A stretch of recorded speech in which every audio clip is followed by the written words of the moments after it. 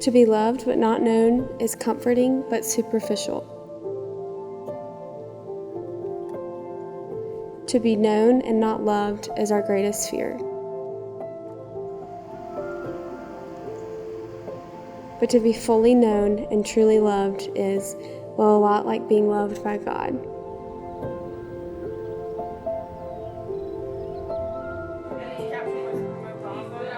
I wanted to kind of let Pauline know just a second here about some of the earlier days of Hunt, way before she met him. His teacher in kindergarten at PDS asked him, said, "Hunt, why are you so wild?"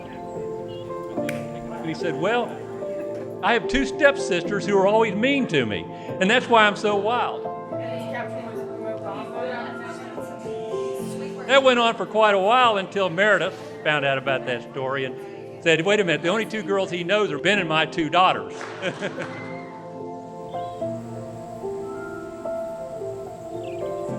I met Pauline first in the 8th grade. We did Greenwood debutante together, which was the most awkward stage of our lives. Somehow through it, we became friends, which shouldn't surprise you because Pauline doesn't meet a stranger and she is truly, genuinely interested in everyone she meets.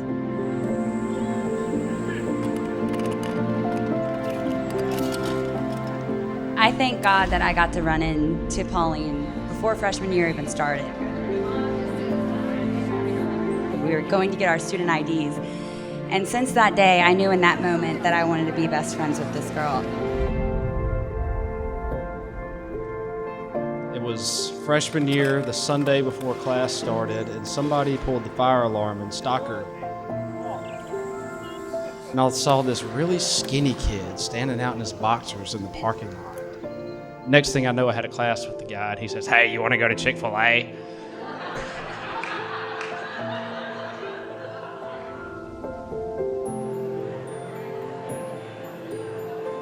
Pauline would come back to the dorm freshman year and just be like, "Oh my gosh, I saw the cutest looking guy. I just have the biggest crush on him. Oh my gosh, his name's Hunt Hensley. He's from Memphis. I'm obsessed with him." Can't really remember when you and Pauline started dating. It just seems like the two of you have been together for so long. He was describing this girl. Hunt tends to embellish things from time to time. Things kind of grow in his mind. But turned out Pauline was actually pretty great.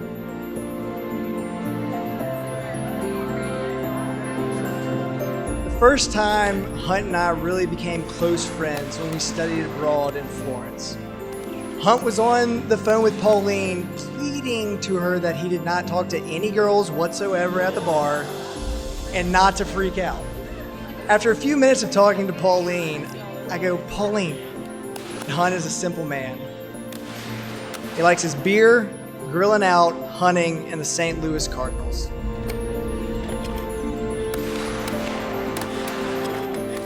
But even though Hunt loves all those things, there's one thing that he loves more than everything else.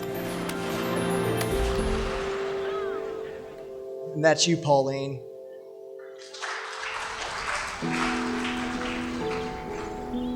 My dearest Hunt, from the moment I laid my eyes on you when I was 18, I knew I was starting to fall in love with you. 5.5 years later, and our love has grown stronger and deeper through God's grace and provision. When I think of Pauline, the word encourager comes to mind. Pauline, you are so uplifting and so genuine. And so it just makes sense that you're marrying Hunt. You've always been my partner in crime, and I am so happy to be able to turn you over to your newest partner in crime. And let's hope that she gets you into a little bit less trouble than I did. Through the duck hunts and the beach trips, I've really gotten to see y'all's relationship, and you two really complement each other. He brings the light out in you, and you bring the light out in him.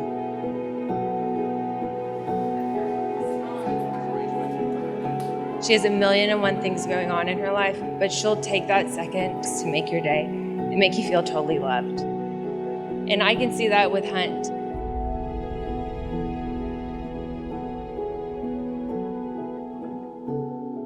When she talks about him, you just feel her heart is glowing, and he's so lucky to have her loving him.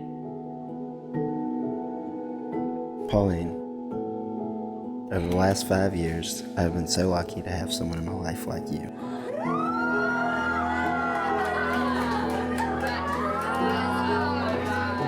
Your love for Christ is amazing, and having you with me in my walk has truly been a blessing.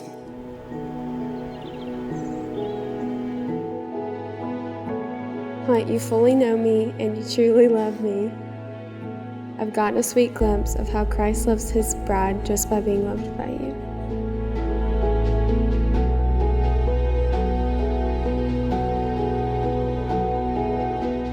This day, symbolic of the day we stand before Christ. If you are in Christ, you look as beautiful as Pauline. She represents us, the bride of Christ, and Hunt represents Christ.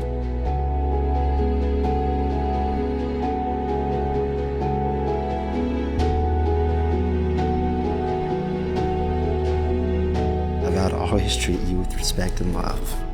I vow to make the Lord the centerpiece of our relationship at all times. That it is the only way we will make our marriage work. Pauline, there are so many things I'll vow to do for you. I can't imagine living life without you. Love you so much.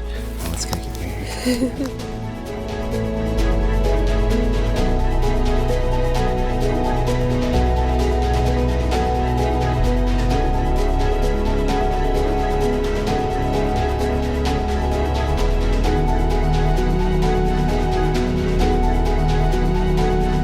Who gives this woman to be married to this man? Her mother and I. Father, I thank you for Hunt and Pauline. They have been growing so much in their knowledge of you and in their knowledge of each other. And Father, today they finally want to close the deal. I, Hunt, take you, Pauline, to be my wife. I, Pauline, take you, Hunt, to be my husband. To have and to hold from this day forward. For better and for worse. For richer and for poor. In sickness and in health. To love and to cherish. Until we are parted by death. Until we are parted by death. Dear Lord, it is our prayer today that you will bless this marriage between Hunt and Pauline with good health, with love, with happiness, and above all, with shalom. May the words of our mouth be acceptable to thee, O Lord, our rock and our redeemer. Pauline, I give you this ring as a sign of my vow. Hunt, I give you this ring as a sign of my vow. And with all that I am. And all that I have. I honor you. I honor you.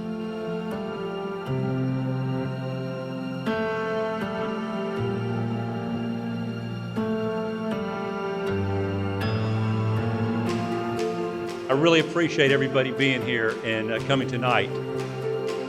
And I want to specifically thank Ken and Rachel for raising such a wonderful daughter. How happy we are to have her in the family. She's been a great big sister to all of us standing up here. And she's a great friend to everyone that she knows, and she will be a great wife.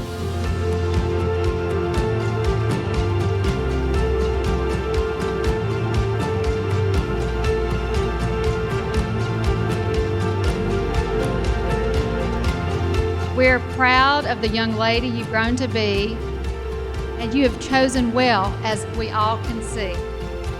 I couldn't be happier that you found Hunt, because I know you waited a long time. To Rachel and I, Pauline as firstborn, she's been everything to us. And we toast to the person next to you who makes everything in life great.